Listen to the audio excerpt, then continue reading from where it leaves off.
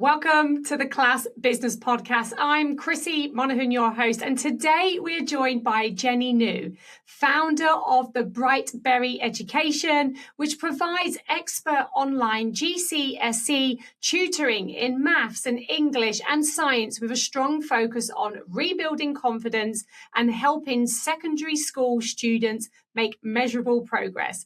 Jenny is a finalist for Tutor of the Year, sponsored by Joe Baranti at the Class Business Awards. I can't wait to find out more about her and her business journey, so let's dive in. Jenny, it's amazing to have you here on the podcast today. For everyone who is listening online or watching us on YouTube, please tell everyone who you are, what do you do, and where do you do it? Hello, well, thank you for inviting me in. My name is Jenny New and I run Brightberry Education, which is an online tutoring company for secondary school children, math, science and English. Where did you get the name from? Because I thought it was quite bright and cheerful when I was looking at your website. Oh, thank you. It took ages to think of a name. I wanted something like bright, like, spark, bright spark. And I went through like bright owl, bright this, bright everything. I went through all animals. Honestly, this was one of the hardest decisions. And then I heard somebody say to a child, "Oh, you're bright as a berry." And I thought, bright berry. Because people do use that phrase sometimes, bright berry, and we say it like that. And obviously, I put the education on it as well to make it clear what it is. But yeah, I thought from the phrase, bright as a berry. Oh, I love that. And how long has the business been going for? About 1.5 years officially. But I will be honest and say the first, few months I was just kind of like finding my feet. I didn't really know what I was doing. So, I'd say about a year. And what were you doing before? Were you a teacher who's left the education system? Yeah, I worked in teaching for 15 years. It's my vocation. I loved it. I was a leader as well, a school leader. And then I kind of downscaled back to being a classroom teacher. And so I've done a lot of roles in education. Is that in primary or secondary? That was primary.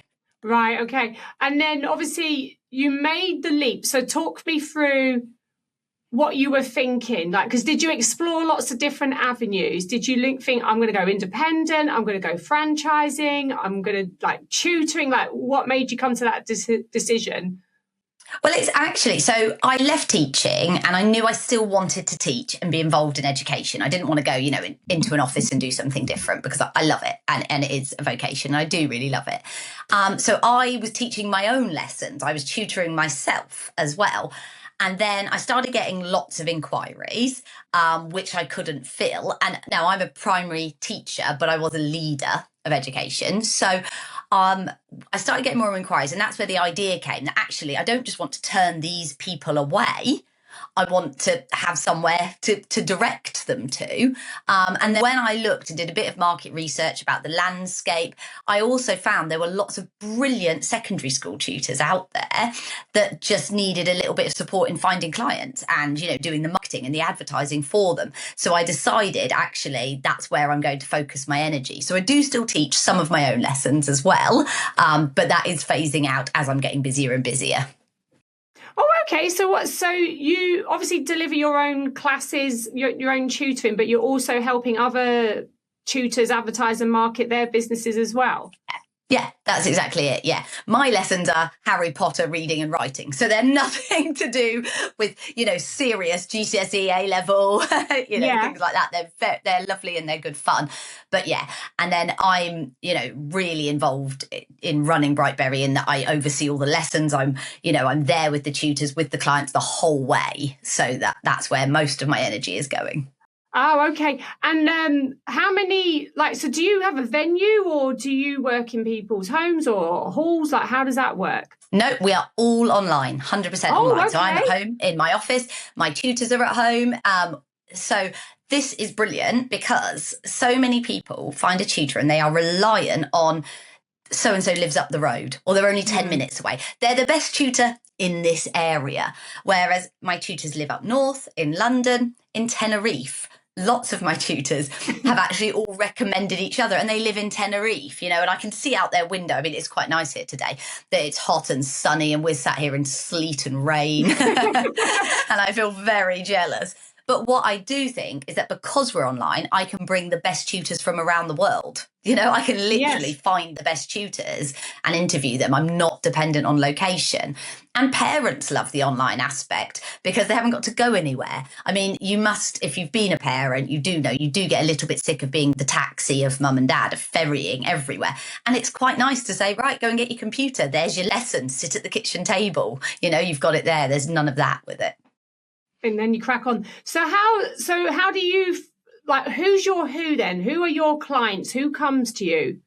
So parents, and actually sometimes children themselves. Some children find me on social media and then ask their parents, and that's really nice. But mostly parents of secondary school children who are looking for support with those core subjects, whether that's we're falling behind and we need help getting up, or whether that's we're here, but we want to be here. Mm. And the core subjects are, just remind me, the core subjects are maths, English, and science. Science, okay. Cool. Yeah. We did used to have a bit more of a range of subjects, but I found there wasn't as much demand for those. And for growing a business, it's easier to focus on kind of the three core. And I'm starting to build teams, you know, teams of English tutors, teams of science and maths tutors, then they can start to support each other as well. Oh, that's a bit brilliant. So how many clients do you like service at the minute every week? Well, it's a very hard question at the minute because we've just had exams. Yes. So I've had a lot of clients leave. So we're around the 40 mark. We're still very small and growing, but obviously some leave, some come. And I'm currently picking up quite a lot of new clients for summer because they're worried about the kind of summer slippage. Let's keep it going, you know, or children going into secondary school. They just want to support that transition. So it is quite fluid at the minute. And I assume most of the traffic comes from word of mouth or referrals or online search?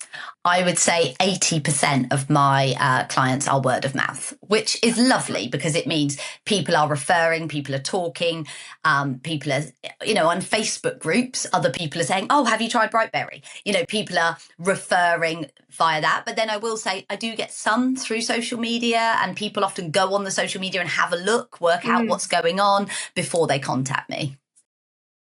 So obviously you got clients coming in through. So just walk me through like how you got yourself started, because obviously you pretty much said you knew. You spent some time finding your feet.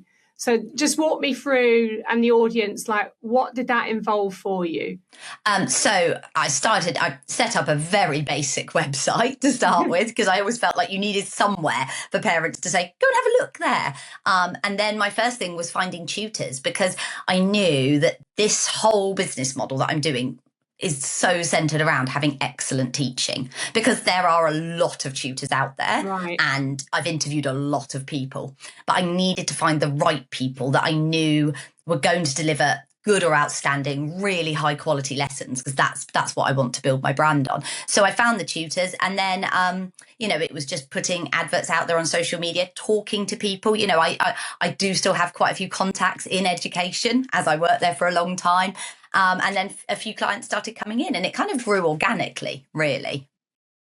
And I assume it's pretty much similar to obviously the children's activity space. Tutoring's not regulated. It is not regulated, right, and that is something that I am trying to bring. So I was shocked when I left education, because in schools, teaching is very regulated. You're observed, you're monitored, there's feedback. You know, you might have year leaders that pop in. It's constant personal development, constant feedback, constant improvement, and reflection.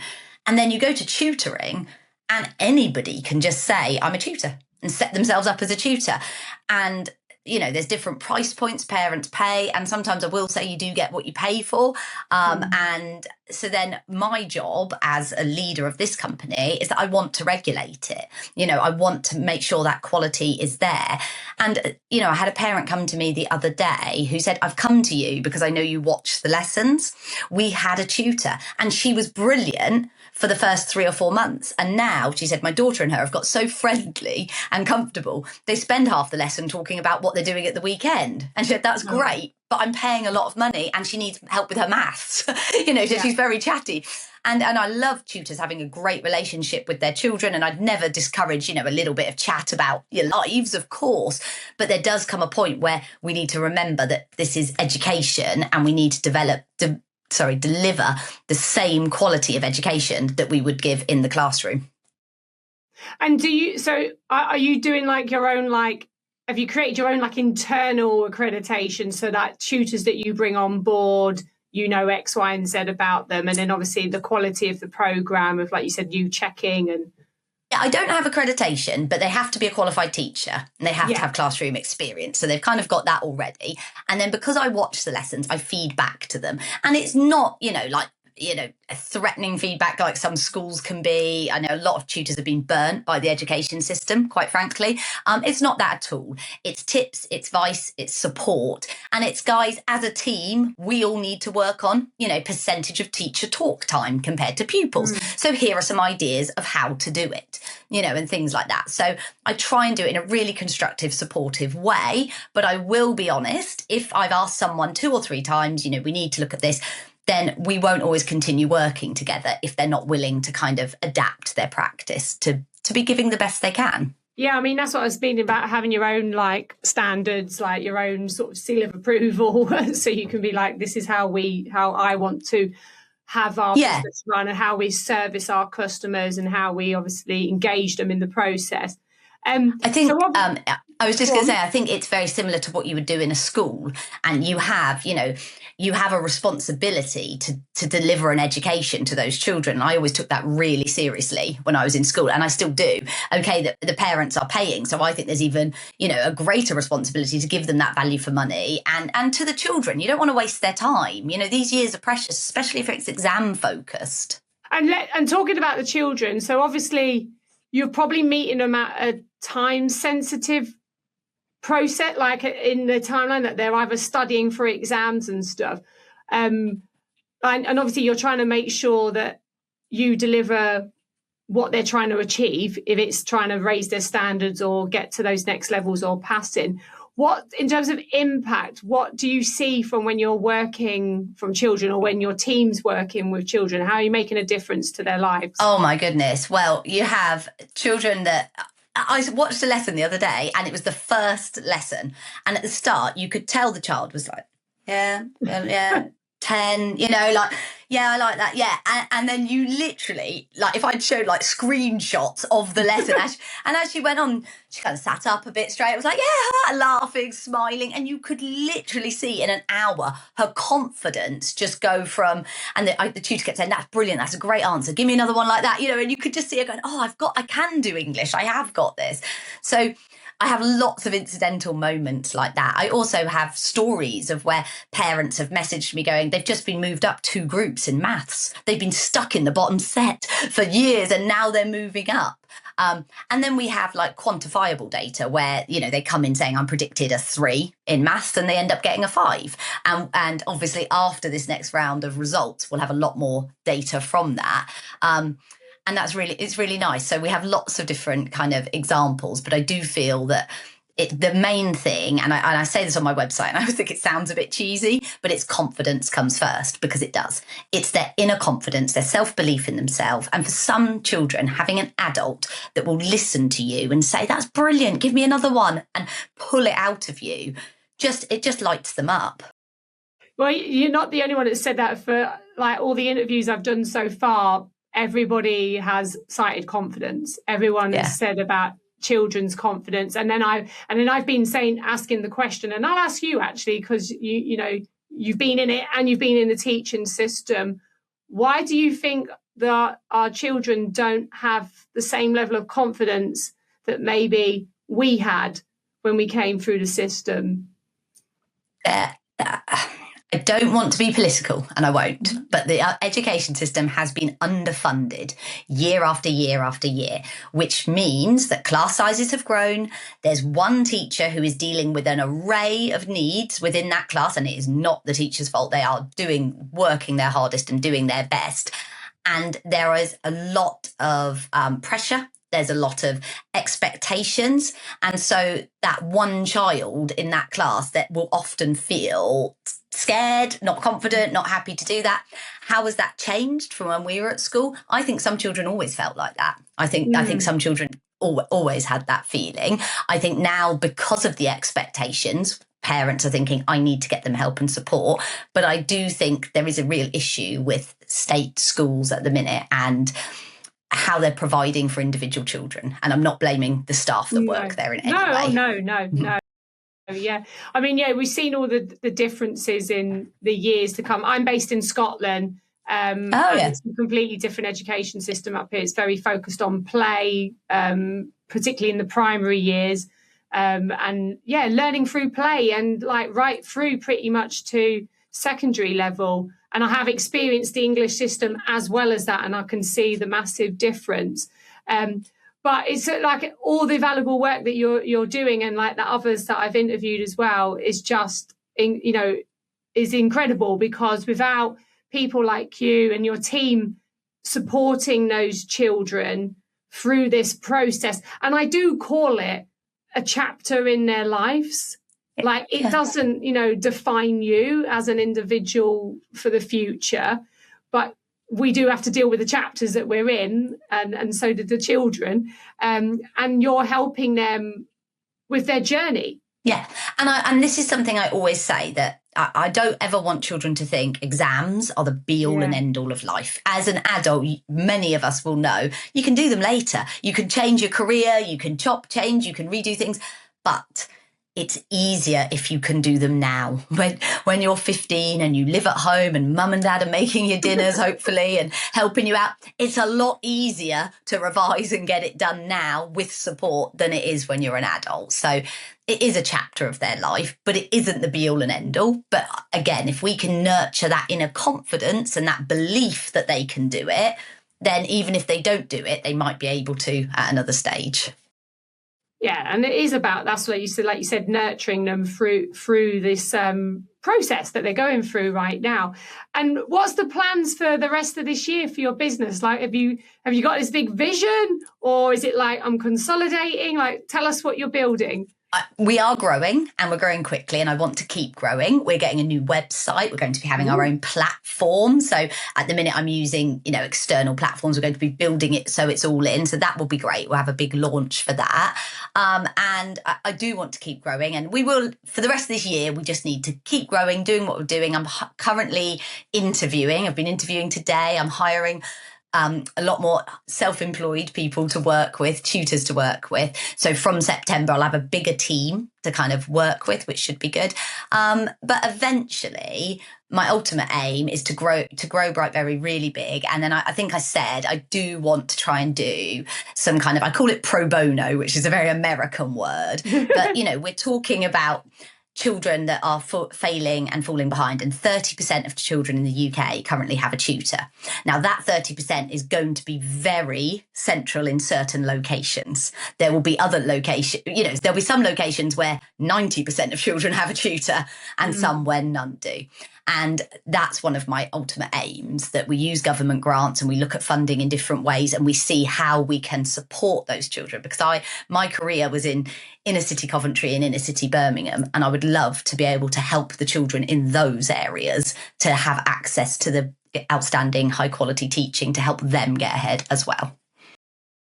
Yeah, and that's a very good point, because obviously, it's not accessible to everyone, is it? And so, that would be a great way, obviously, to build a community interest company side of it, as well as the limited company, and to get into more areas and make it accessible and for all children to benefit. Oh, I love that. That sounds like it's going to be a mission, though, a big mission for you to develop and grow over the next, say, 5 years. I would say that's going to be a journey. Yeah.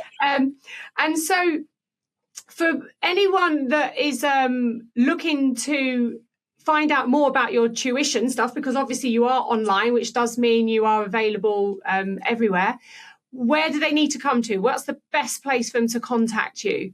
Mostly Instagram, okay, Brightberry Education, or I've got my website, brightberryeducation.com, very easy to find. Through there are the best channels. Just DM me and then I'll get back to you personally. And I always have quite a detailed conversation with the parents before I even think about matching them to tutors. Oh, that's brilliant. And if anyone wants to speak to you about how you got started with your tutor business and how you've grown it, why you probably chose online over in person, because I know from different business owners I've talked to, some people are doing face-to-face. Is it Instagram to contact you on for that? Yeah, if you're on LinkedIn, other professionals, I'm always happy to talk to people. And actually, I have learned so much. I'm in a networking group and I've met so many, mainly women, and I've learned so much from them. So the minute I feel like I have something to teach someone, I'd be happy for them to come and talk to me as well. That's brilliant. It sounds like you're putting yourself out there and obviously doing all the right things to grow your business. Well, I'm super excited to see you in October, on the 10th of October, and obviously meet you in person and see what happens. What happens actually over the summer period for tutors? Like, what do you guys focus on? It is very quiet. It's quieter. But like I said, some children and parents are aware that 6 weeks with doing no writing for a child that's falling behind is a little risky. So they're having one lesson a week, and I always think, if you've got 6 weeks holiday, you can do an hour a week. An hour a week isn't too bad for a teenager to do. So we are still working over the summer. We're open. Tutors have holidays at various times. I'm going away a bit, but because we work remotely, it's quite easy to still fit it in. Yeah, and then I assume it's like hit the ground running, like it's full on from September all the way through. Yeah, I can imagine. Yeah, September to May is really busy. Because it's not like it used to be, is it, with exams and that as well? Because obviously I grew up where it was like all the exams were in June or July, whatever, and that was it. You didn't there was no other times to do anything. But they stage them more, don't they, now throughout the year? They do some of them, and obviously people have mocks at different times, and sometimes they contribute towards the grade as well. So it's quite important. Yeah, it does it all different. Oh, well, thank you so much for your time today. I'm loving finding out about tutoring and how it all works. Obviously, I've spoken to a few people now on the interviews. It sounds like it's a great sector that's doing amazing work, and obviously lots of people out there with the passion for the education and obviously wanting to support children to be the best they can be and their abilities. So, thank you for being part of the Class Business Awards. I can't wait to see your business flourish. Oh, thank you so much. I've got to get a dress ready for the awards, but I'm really looking forward to it. And thank you. It's been lovely to talk to you. Thank you for your time.